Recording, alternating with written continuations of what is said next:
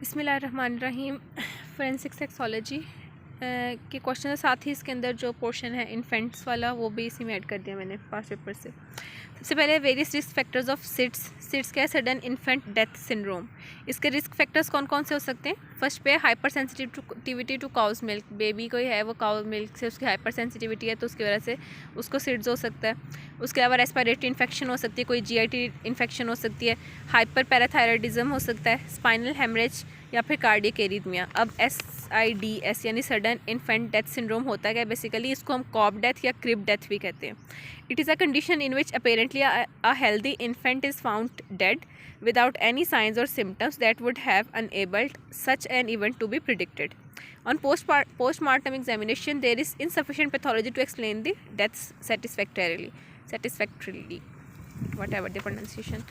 खैर अच्छा, जो सडन इन्फेंट डेथ सिंड्रोम में ना एक जो बेबी है वो इसको हम कॉब डेथ या क्रिब डेथ भी कहते हैं। इसमें ना बेबी एक हेल्दी बेबी होता है तो वो ना आपको अचानक से डेड मिलेगा, ठीक है, उसको और उसको आपको उसकी डेथ की रीज़न भी नहीं पता होती। तो उस सिनेरियो को हम कहते हैं, उस सिचुएशन को कहते हैं सडन इन्फेंट डेथ सिंड्रोम। और इसकी ना कुछ पॉसिबल रीजंस क्या क्या हो सकती हैं वो बता दिए। रिस्क फैक्टर्स कौन कौन से हो सकते हैं? Hyper sensitivity to cow's milk, respiratory infection, GIT infection या GIT issues, hyperparathyroidism, spinal haemorrhage और cardiac arrhythmia. Salient features of paediatric trauma at hands of an adult, कि इसके पीडियाट्रिक ट्रॉमा हुआ है बच्चे को कोई और वो एडल्ट्स की तरफ से किया गया तो उसके क्या फ़ीचर्स हो सकते हैं? इसमें ना मोस्टली जो चाइल्ड है उसकी उम्र ना बच्चे की 3 साल से कम होती है और जो कहानी ना पेरेंट्स बता रहे होते हैं डॉक्टर को वो ना मैच नहीं करती इंजरीज़ को नेचर को देख के, कि इंजरीज़ उसके अकॉर्डिंग नहीं होती जो वो कहानी सुना रहे होते हैं, जो भी स्टोरी या हिस्ट्री दे रहे होते हैं। और चाइल्ड अनवांटेड हो सकता है इन केसेस में, ये इसके चाइल्ड अनवांटेड होते तो इसके फीचर्स हैं सारे, है ना, पीडियाट्रिक ट्रॉमा के। उसके बाद कॉमन इंजरीज़ कौन कौन सी ऐसे बच्चे में होती हैं?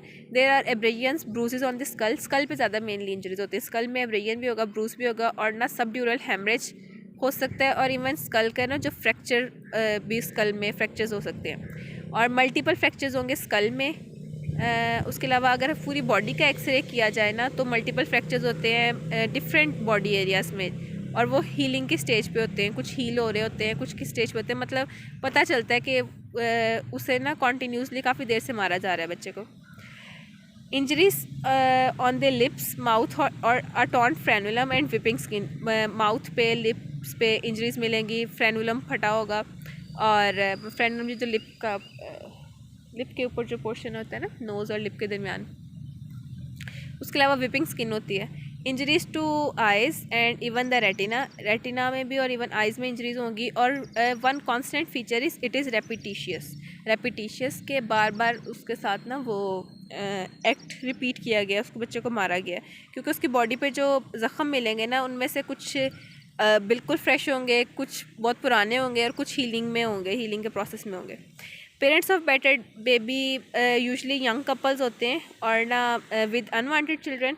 आइसोलेटेड फैमिली हो सकती है कि बाकी फैमिली से अलग रहते हैं with a dominant father, dominated नहीं डोमिनेंट लिख दें। पुअर फैमिली हो सकती है विद लो IQ, जो लोग होते हैं वो उनका इतना अकल शऊरी नहीं है उनके पास, और हिस्ट्री होती है क्रिमिनल बैकग्राउंड की। उसके बाद है व्हाट इज़ यूट्राइन सफल या स्कैफल, स्पेलिंग नहीं श्योर इसके। अच्छा, व्हाट इज़ ये क्या होता है? बेसिकली एक सॉफ्ट ना ब्लोइंग मरमर होती है जो कि either side of the uterus पे आप सुन सकते हैं स्टेथोस्कोप से। 4 मंथ ऑनवर्ड्स ये सुनी जा सकती है मरमर और it is synchronous with the mother's heart beat. फिर steps of examination of a victim of sodomy.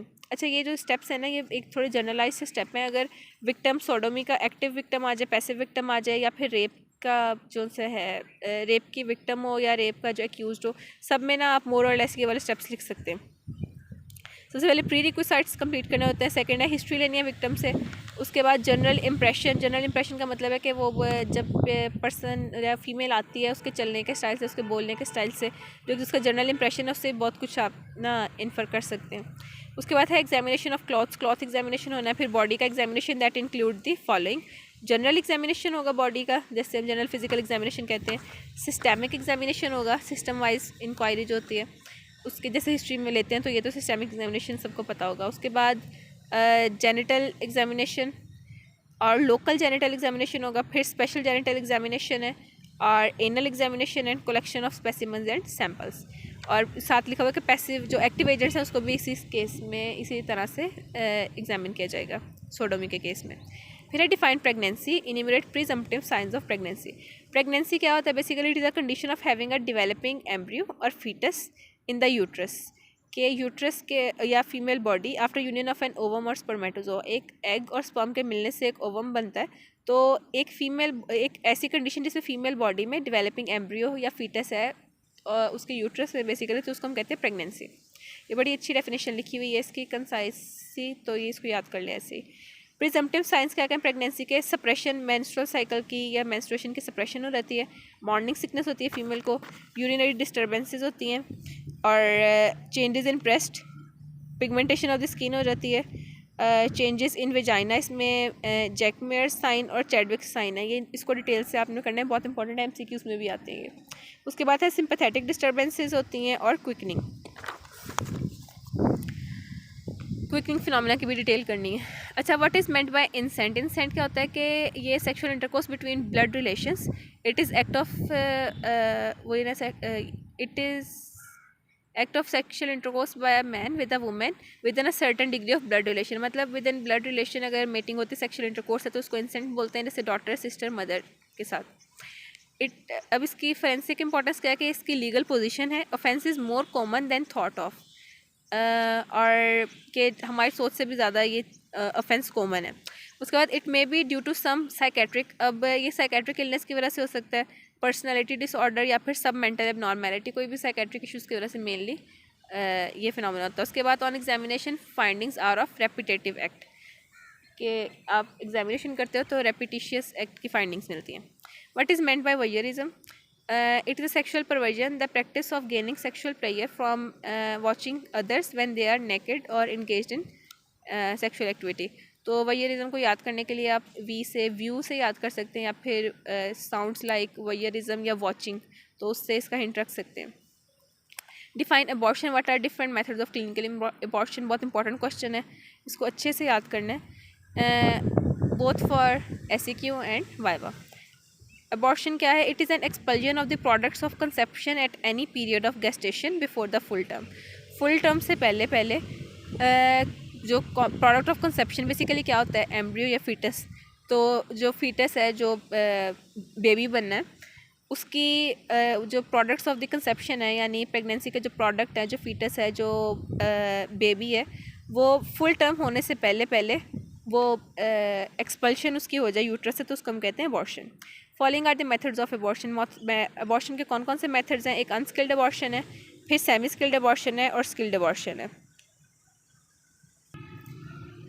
Unskilled abortion में usually done by the women themselves, के जो फीमेल है, प्रेग्नेंट फीमेल है, वो खुद अगर करे अबॉर्शन, तो उसको हम अनस्किल्ड अबॉर्शन कहते हैं। Which leads to injuries to genital organs. Peculiar, इसका जेनिटल ऑर्गन से ज़ाहिर है वो खुद अबॉर्शन करेगी, तो वो इंजरीज वगैरह का खदशा होता है। और इसके मेथड्स क्या क्या हो सकते हैं? अबॉर्शन स्टिक को यूज़ करते हुए बैम्बू स्टॉक या बैम्बू स्टिक 15 to 20 सेंटीमीटर, और ना having cotton soaked in arsenic, madder या रेड लेड, कि बैम्बू स्टिक है, उस 15 to 20 सेंटीमीटर लेंथ है उसकी, और उसके ऊपर एक कॉटन है जो सोक किया जाता है आर्सेनिक, मैडर या फिर रेड लेड में। कॉम्प्लिकेशंस क्या हो सकते हैं? सेप्सिस हो सकता है या फिर local bruising. Semi skilled abortion, ये सारा अच्छे से याद करना है कि कॉम्प्लिकेशंस क्या क्या होंगी, उसके मेथडोलॉजी क्या क्या है, और अनस्किल्ड अबॉर्शन कौन करता है।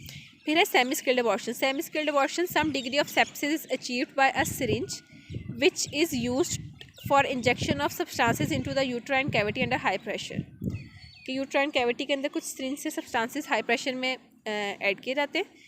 Soft rubber passed into uterus without perforating it, it causes irritation and contraction of the uterus which causes abortion, कि एक सॉफ्ट रबर को पास किया जाता है यूट्रस को विदाउट परफोरेट किए हुए, तो उसकी वजह से क्योंकि एक्सटर्नल एक वो सब्सटेंस आया, वो इरिटेंट के तौर पे एक्ट करता है, यूट्रस की कंट्रैक्शंस इंक्रीज हो रहती हैं, उससे अबॉर्शन हो रहती है।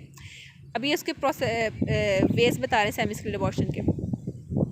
Metal and gum elastic catheter is use to dilate the cervix. Metal या फिर गन इलास्टिक कैथेटर से डायलेट किया जाता है सर्विक्स को।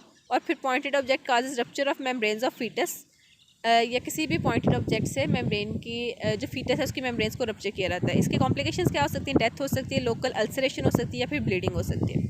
स्किल्ड अबॉर्शन क्या होती है? It is done by doctors and LHVs.